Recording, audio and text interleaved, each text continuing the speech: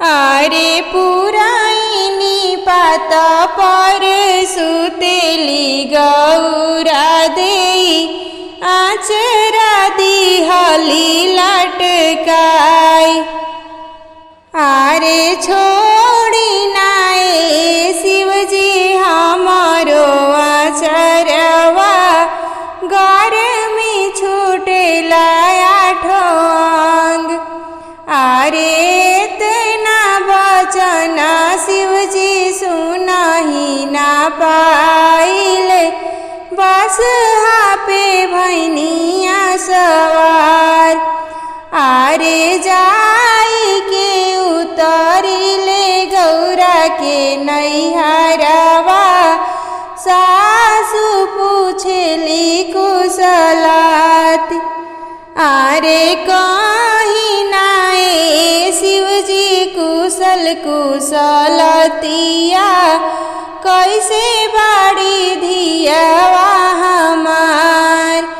आरे जानी पूछिए सासु कुशल कुशलतिया मारी गईली धियावा राउर। आरे गौरा के गईले बारिश दिन भइले भंगिया पिसता बोले बात। आरे भंगिया पिसता मोरे बहिया दुखइले चिलम भरल नाही जाय। आरे गौरा वियोग सासुर हलो ना जाला होई जइबो जोगिया फकीर। आरे जानी रोइए शिवजी मन के मनाई जानी चित्र करी बैराग।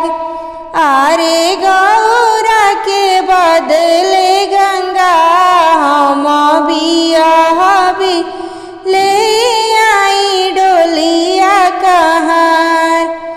आरे गंगा बियाही शिवजी लौटिले घरवा गौरा गौरा करिले पुकार।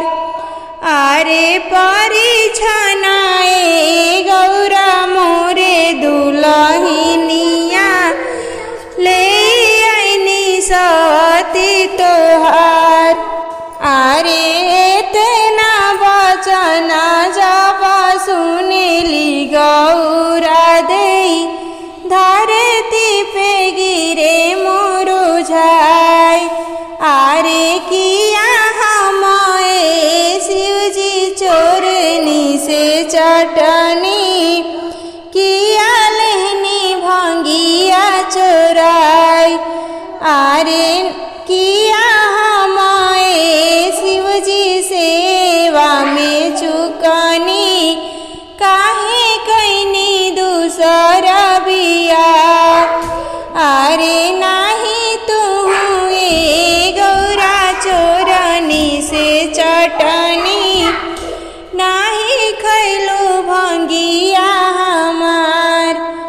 आरे नाही तू गौरा सेवा में चुकलो।